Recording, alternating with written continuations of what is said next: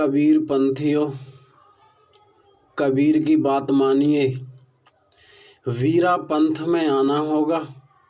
दोस्तों, आप कबीर पंथ में हैं या आप किसी भी पंथ में हैं, इससे कोई फर्क नहीं पड़ता है।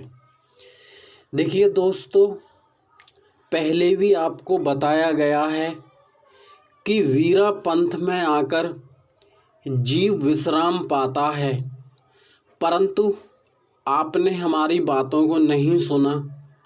कोई बात नहीं, सतगुरु कबीर का कार्य है, गुरुदेव का कार्य है, वो होकर ही रहता है। बंधुओं, आप इस बात को नहीं समझ पाएंगे।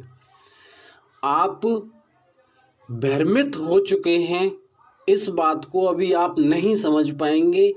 समय आपको सब कुछ बता देगा। देखिए दोस्तों, समय आपको सब कुछ बताने के लिए बिल्कुल तत्पर रहता है।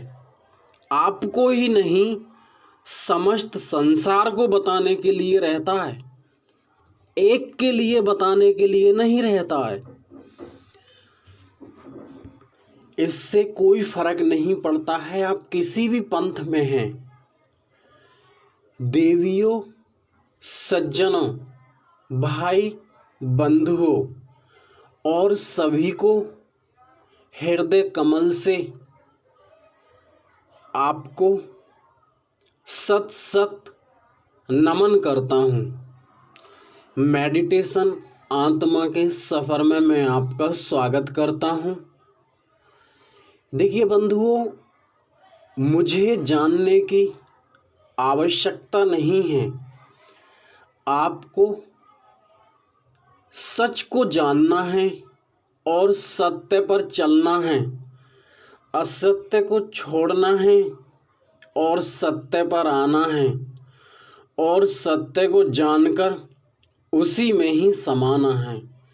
भक्तों, मैं इन शब्दों पर विचार कीजिए। शब्दों पर विचार करना बहुत जरूरी है। गुरु कबीर कहते हैं, सतगुरु कबीर, मैं आपके चरणों का दास, सदा रखना निज चरणों के पास।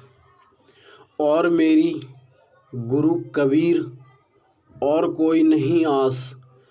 जीवों को काल से बचाइए, काल फांस में फंसा जीव बेचारा। गुरु कबीर कहते हैं, वीरा पंथ में आकर जीव विश्राम पाता है। इस बात को पहले भी आपको प्रकट किया गया है। देखिए बंधुओं, आप न मेरी बात को सुनकर ये समझेंगे कि ये व्यक्ति हमें अपनी तरफ खींचना चाहता है। देखिए बंधुओं, ना ही तो मैं आपको अपनी तरफ खींचना चाहता हूँ और ना ही मैं आपको इस पंथ में लाना चाहता हूँ। मैं केवल आपको सच बात बताना चाहता हूँ। आपको ग्रहण करना हो करिए, नहीं करना हो पीछे हटिए, कोई फर्क नहीं पड़ता। परंतु बात मेरी बिल्कुल निष्पक्ष मिलेंगी। मैं किसी से ज़्यादा टेंटे में नहीं कर सकता भाई। मैं साफ सीधी सी बात है। क्यों नहीं कर सकता? आप काल के जाल में फंसे हुए हैं, आपको समझने का प्रयास भी नहीं करते हैं। क्यों नहीं करते? तुम्हारी बुद्धि खराब कर रखी है। जिस शब्द से जीव हैं आए, उसी शब्द में जीवों को समाना है। वही शब्द एक बचाए, कहे कबीर विचार। भक्तों, आपको पता है किस नाम से इस भव सागर का कष्ट मिटेगा? किस नाम से आप खुद को जान पाओगे? सतगुरु को आप जानते हैं? आप सतगुरु को जानते ही कहाँ हैं? सतगुरु मंडली नहीं बढ़ाते हैं, वो सत्य ज्ञान को बताते हैं।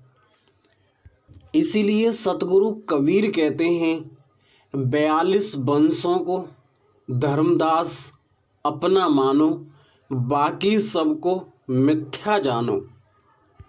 देखिए बंधुओं, मैं इस बात पर बोलना तो नहीं चाहता था और आज मैं बोलने का प्रयास करता हूं। देखिए भक्तों, संत समाज और जितना भी ये संसार है, सब उस एक ईश्वर की पूंजी हैं और उसी ईश्वर के हम सब हैं अंश। परंतु थोड़ा सा मैं आपको बताता हूं। देखिए भक्तों, बंधुओं, आपको एक बात बताता हूं। मैं आपको अक्षर नि अक्षर का भेद भी बताया है। देखो दोस्तों, ऐसा होता है कि हमने इतना ज्ञान पकड़ चुके हैं कि हम पिछले ज्ञान को छोड़ना नहीं चाहते। आपको ये भी बताया है कि आत्मा का निज नाम क्या है, अंतर का नाम क्या है, और अक्षर नि अक्षर का भेद बताया है। देखिए बंधुओं, आपको या मुझको कोई भी संत, कोई भी महात्मा, कोई भी तपी और कोई भी सन्यासी इस भव सागर से पार नहीं निकाल सकता। मैं भी आपको पार नहीं निकाल सकता हूं। साफ सीधी सी स्पष्ट बात है। निकालेगा कौन? खुद तुम। खुद तुम ही तुमको निकाल सकते हो।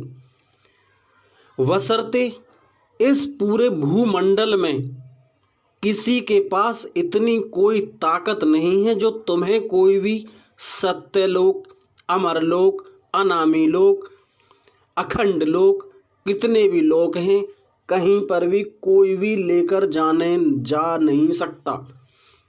क्यों? दोस्त, विवेक लगाना पड़ता है, सत्य को जानना पड़ता है, असत्य को छोड़ना पड़ता है। वो हर किसी के बस की नहीं है बंधुओं। क्यों नहीं है? भ्रम क्या, भूत क्या है, मैं आपको बताता हूं। एक बात बताइए, कल मैंने वीडियो डाली थी राम नाम का सुमरण करने के लिए।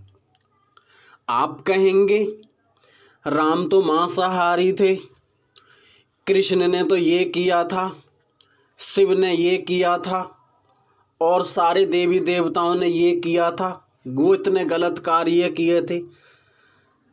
अरे भैया, एक बात बताइए, वो तो देखो ऐसा होता है, उन्होंने जो भी कुछ किया है इस भव सागर को चलाने के लिए, और इस भव सागर में जो होता है और जो होना है और जो होने के लिए रहता है उसका ज्ञान दिया है। परंतु जो सच्चा इष्ट है, जो सच्चा देवता है, जो सच्चा इस भूमंडल का स्वामी है दोस्त, केवल वो न्यायकारी हैं। केवल न्याय। वहां पर कोई भी ना तो आपको ये पूछा जाएगा कि आपके पास क्या था, क्या नहीं था।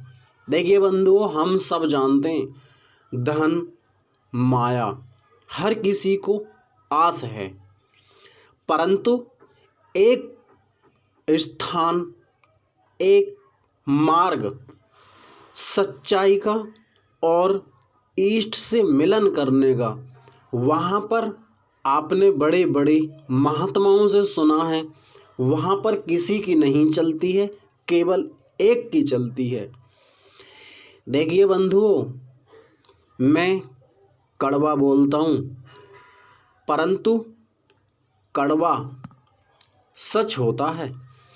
देखो, इस भव सागर का कष्ट तभी मिटेगा जब जीव, इंसान कबीर की भक्ति करेगा। और सुनो, बिना कबीर की भक्ति के उलझ रहा है संसार। क्यों?